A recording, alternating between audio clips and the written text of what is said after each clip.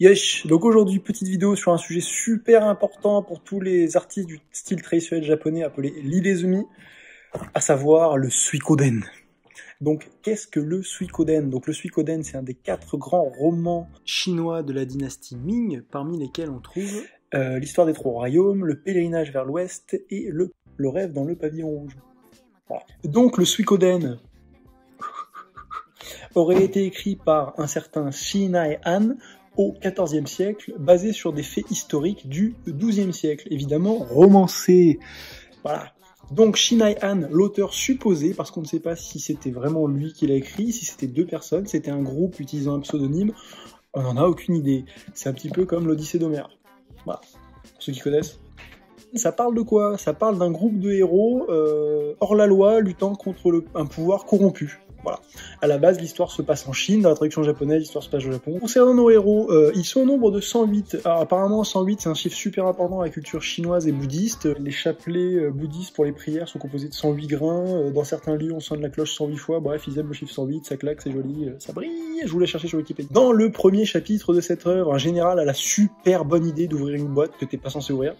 Bah, un petit peu de délire, boîte de Pandore, tu l'ouvres, t'es dans la merde. Merci. Il ouvre la boîte qui est censée renfermer 108 démons associés à nos héros. Au final, ça n'a pas forcément une mauvaise connotation. Ces 108 démons, il y a 36 astres célestes qui seront associés aux 36 héros principaux, donc les plus puissants, et 72 astres terrestres qui seront associés à la suite des héros, qui seront un petit peu les lieutenants, les subordonnés, mais qui quand même ont quelques belles scènes et sont assez stylés. D'un point de vue culturel, on pourrait comparer l'histoire du Suikoden aux 3 mousquetaires d'Alexandre Dumas en France, ou bien à Robin des Bois en Angleterre. Il faut savoir qu'il y a eu de nombreuses versions de ce récit, vu la date, hein. Il y a eu beaucoup de réinterprétations, de réécritures, de retranscriptions, de traductions, etc., etc. Ce qui fait qu'il est extrêmement important dans la culture chinoise et japonaise. Et on le retrouve dans certaines publicités, dans des expressions populaires, dans certains animés. Pour finir avec l'histoire du truc, en gros, on suit ces gars, c'est un petit peu des Robins des Bois, ils sont pas contents, ils ont les nerfs, clac clac, et le gouvernement, ça leur plaît pas, donc ils se rebellent, ils volent de l'argent, ils en donnent à des gens qu'ils considèrent comme bien, bref, c'est un petit peu des Robins des Bois, ils sont là, ils sont détendus, ils sont souples. Avis subjectif, level maximum, on n'a pas du tout la même notion de héros en Occident et en Orient, pardon. Parce que là-dedans, il y en a qui sont, donc dans les 108 héros, vous dites bien, ils sont pas tous nickel. Franchement, ils sont chauds. Et donc, il y en a qui butent, qui violent, qui brûlent, sans pitié. Il y a Kaosho Lojishin, là, un des plus connus. Lui, c'est un alcoolique notoire qui tape sur tout ce qui bouge. Voilà. Pour finir avec le bouquin papier, on le trouve en France sous le nom de Au bord de l'eau. Voilà, aux éditions Folio. Tac, tac. Donc, il se présente en 2 volumes. Ah, c'est du lourd. 2000 pages. Ça occupe. On est en confinement, vous avez le temps. Voilà, mais voilà, si vous voulez, édition Folio, Au bord de l'eau, 1 et 2, Shinai-an, tout ça. Donc comme je disais, 14e siècle en Chine, et ça arrive qu'au 18e siècle au Japon, tout le monde s'en tamponne le coquinard, ils en ont rien à foutre, jusqu'à ce qu'on demande à un certain Katsushika Hokusai de faire les illustrations de cet ouvrage. Donc Katsushika Hokusai, pour ceux qui ne savent pas, c'est l'auteur d'estampes le plus célèbre du monde, je pense. Il a fait, entre autres, la grande vague de Kanagawa dans sa série des 36 vues du mont Fuji. Et c'est lui qui a inventé le terme manga. On lui dit, vas-y ma man, fais-nous les illustrations. Ils font les illustrations, ils sortent ça sous le nom de Shinpen Suiko Gaden. Voilà. Et ça a un succès de ouf. Voilà, tout le monde kiffe, à tel point qu'on lui demande plein d'autres impressions de continuer sur cette lancée. Il en fait lui, il en fait faire à ses apprentis. Ça marche. Donc il y a un engouement de fou pour ça. Donc apparemment, ce serait dû au fait qu'à l'époque, on était sous le shogunat de Tokugawa. On est à la fin de l'époque Edo, qui se termine en 1868, et là on est en 1805. Et du coup, il y a certaines personnes qui sont frustrées, tout ça, parce qu'il y a une hiérarchie assez bien, machin. Donc, ils se retrouvent un petit peu dans ce bouquin de rebelles. Et en même temps, ce qui plaît énormément, c'est les représentations de tatouages. Et donc, dans cette représentation faite par Hokusai, qui se tient à la représentation faite dans le bouquin, il y a 4 personnages tatoués. Donc, les 4 principaux tatoués à la base, ce sont Kumonryu Shijin, Rori Hakusho Chojun, Kaosho Lojishin, et Roshi Ensei. Donc ils représentent ces 4-là, et c'est marre. Jusqu'au jour où un petit nouveau dans le game de l'estampe, un certain Utagawa Kuniyoshi, décide de faire sa version personnelle des 108 héros du Suikoden, et là, c'est du sale. Donc en 1830 que Kuniyoshi nous sort son spécial, pah, sa série Tsuzoku Suiko Dengo Ketsu Yaku Hachinin no Hitori, et qu'il se permet de tatouer 12 personnages supplémentaires, personnages présents dans l'histoire. Il n'avait pas de tatouage, auquel il décide de rajouter des tatouages. Et il en met, parce qu'apparemment, il kiffait sa race. Déjà, l'original, en fait, avec les 4 héros, lui, ça lui a parlé de ouf. Et il s'est dit, mais attendez, on peut pousser le vice, on peut rajouter, on peut mettre du détail, on peut voir plus grand. Et il l'a fait. Merci, Kuniyoshi. Je sais que j'ai l'air de me chauffer tout seul. Et quand vous saurez l'importance de son travail pour nous, les tatoueurs de l'île Izumi, vous comprendrez. Donc, de ces estampes faites de ces guerriers avec des tatouages magnifiques, ça claque ça, je vais vous mettre des illustrations partout, ça a brillé. En fait, les gens qui avaient un engouement déjà pour l'œuvre et pour la représentation sont partis complètement en live et ont décidé de se tatouer comme les héros du Suikoden. Vous voyez où je veux en venir? Donc en gros, pour vous faire un résumé rapide, l'image, le visuel aujourd'hui du tatouage traditionnel japonais, on le doit à 99,9% à Kuniyoshi. Comme je le disais, les gens avaient envie de se tatouer comme les héros du Suikoden. Mais il y en a aussi qui se faisaient tatouer eux-mêmes les héros du Suikoden sur eux. Donc pour ceux qui se faisaient tatouer les héros eux-mêmes tatoués, ça a lancé un nouveau style dans le style.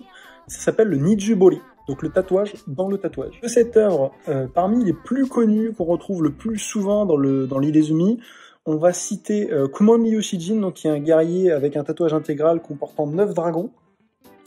On va enchaîner avec Kaosoro Jishin, qui est un bonze extrêmement tanké, guerrier tatoué, avec en général c'est des fleurs de cerisier sur tout le corps, ou alors des pivoines, c'est pas précisé dans le livre, donc on peut se permettre un peu les deux. Ensuite, vous avez Suimon Yaburi, qui est un thème extrêmement connu, vous avez Loli Hakusho Chojun, qui soutient une digue en fait, avec une lame entre ses dents, et en fait lui il se sacrifie pour permettre la victoire de ses collègues, donc lui aussi est tatoué. Donc vous avez la porte qui en général a une tête de Komainu dessus, les flots derrière, lui à moitié à Walp en train de se faire dézinguer mais pour l'honneur et sauver ses potes, enfin ça claque. Et ensuite vous avez Orochi Hensei, donc qui est un guerrier extrêmement fort, extrêmement beau gosse, la totale, avec un tatouage intégral de Kaladishi Botan, donc lion chinois et pivoine. Donc ça, c'est les 4 principaux du roman. On peut bien sûr, dans ces personnages tatoués, y rajouter donc les 16 illustrations supplémentaires faites par Kuniyoshi. Donc parmi lesquelles on va trouver des motifs comme des léopards, on a des singes, on a des dragons, on a le dieu Raijin de la foule, le dieu Fujin du vent, on a quoi encore? Motif de Sakura Fubuki, donc tempête de cerisier, etc. Et comme je disais tout à l'heure, le visuel du tatouage traditionnel japonais est en grande partie dû à ces représentations faites par Kuniyoshi, voilà, qui ont inspiré la population qui voulait se faire tatouer, et en même temps les tatouages eux-mêmes ont inspiré les maîtres des stands, le tout créant un cercle vertueux. Donc tout ça pour en venir à un petit débat qu'il y a au Japon entre tatoueurs sur qui fait du traditionnel, qui en fait pas. Débat que je trouve complètement stérile pour la simple et bonne raison que si on va à la source du truc, le traditionnel c'est Kuniyoshi. Donc tu prends Kuniyoshi, tu copies Kuniyoshi et tu fais du traditionnel. Et tout le reste, c'est du caca. Si on suit ce mode de pensée. Alors que pour moi, c'est simple. Qu'est-ce que c'est un tatouage traditionnel japonais? C'est un tatouage qui respecte les codes et les thématiques du tatouage traditionnel japonais. Après, il y en a qui pensent différemment. Mais bon, si on pense différemment, ça veut dire qu'il y a un paquet de tatoueurs traditionnels japonais qui ne tatouent pas du traditionnel. Parce que il n'y a pas grand monde qui dessine exactement comme Kuniyoshi. Voilà, chacun a sa patte, chacun a son style, et c'est ça aussi qui fait la richesse de l'île Izumi, du Wabori, du Shisei. Voilà, j'ai envoyé 3 noms du tatouage d'affilée, on peut rajouter Momon. Voilà, c'est cadeau. Pour finir sur un truc qui va vous intéresser un peu plus, c'est où c'est qu'on fout ces personnages quand on se fait tatouer. Et ben principalement, c'est des dos complets. Voilà, il y a pas de doute. Sachant que le dos complet au Japon, ça part des épaules et ça descend sous les fesses, voire même au niveau disque jambier. Hors de question de faire un dos qui s'arrête à la ceinture. Ne me demandez pas, demandez à quelqu'un d'autre. Je trouve pas ça, enfin c'est pas ce qui me fait vibrer le plus. Donc voilà, dans le tatouage traditionnel japonais, c'est épaules, aux fesses et plus si affinité. Donc typiquement, il y a 2 façons de faire. Il y a le Nukibori, c'est quand il n'y a pas de fond, donc le personnage en stand-alone, et le Gakubori, c'est quand vous avez tout le fond traditionnel derrière. Donc pour un Nukibori sans le fond, il faut compter à peu près une 30aine d'heures, et pour un Gakubori, il faut compter une 50aine d'heures de travail. Voilà. Évidemment, on ne fait pas les heures d'affilée, c'est des séances, on va dire, de 5 heures idéalement. Ce sont des estimations horaires basiques, parce qu'on ne tatoue pas tous de la même façon, ça dépend du motif, ça dépend du tatoueur. Par exemple, si vous prenez le tatoueur le plus rapide de la région et que vous faites une carpe en noir et gris, bah autant ça va lui prendre 15 heures. Par contre, si vous faites un dragon en full color par le mec le plus lent de la région, peut-être ça va en prendre 70. On va dire, voilà, le tour que je vous donne, c'est une moyenne. Voilà, sur ce que moi j'ai fait, sur ce que j'ai vu faire par des collègues, ce que je vois autour de moi. Alors évidemment, le tatouage japonais étant d'énormes pièces recouvrant des grandes parties du corps, c'est onéreux et ça prend du temps. Voilà, faut le savoir, c'est comme ça. Après, en général, au Japon, ça fait des séances de 2-3 heures, dans l'idéal 5 heures, et ça vient une fois par mois pendant 1 an, 2 ans, etc. Voilà, enfin en Occident, plutôt, on aime bien avoir tout de suite.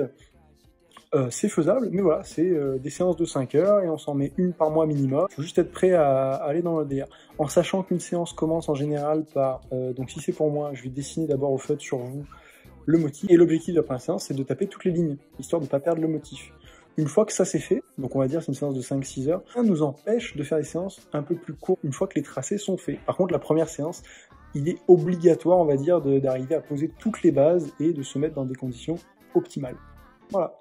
Comme j'ai eu beaucoup de messages me demandant des références ou des bouquins sur le sujet, une petite section bonus. Donc déjà en français, nous avons Peau de brocart par Philippe Ponce. Le bouquin est extrêmement rare, mais il est vraiment bien sur l'histoire du tatouage au Japon. Ensuite, pour ceux qui lisent l'anglais, le top du top, c'est ça, c'est Japanese Tattoo par Brian Ashcraft et Ori Beni. C'est un super lexique, il y a quasiment tous les thèmes qui sont brièvement expliqués avec quelques parties des codes, etc. C'est vraiment un très bel ouvrage. Voilà. Donc ils vous disent par exemple les pivoines quand utiliser, le tigre avec quoi ça va, le kilin avec quoi, ça parle de divinité. Franchement le truc est vraiment bien, je vous conseille.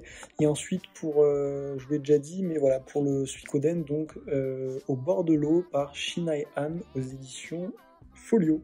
Voilà, je sais pas s'il y a d'autres versions qui existent. En tout cas, moi, c'est celle que j'ai lue, donc c'est 2 tomes, 2000 pages dans ta gueule. Ouais. Et malheureusement, le contenu en français est extrêmement pauvre. Il y en a beaucoup plus en anglais. Et évidemment, là où il y en a le max, c'est en japonais. Voilà. Donc si vous savez lire l'anglais, n'hésitez pas à faire des recherches directement en anglais ou acheter le bouquin que je vous ai montré. Là, c'est vraiment bon. Merci à tous pour votre temps, encore une fois. J'espère que ça a été clair, que vous avez réussi à comprendre le sujet. Voilà, parce que c'est pas évident de se canaliser, de mettre tout dans le bon sens. N'hésitez pas à me dire en commentaire si vous avez aimé, si vous avez d'autres questions, d'autres thèmes que vous aimeriez aborder. Voilà. On a que ça à foutre. C'est le confinement.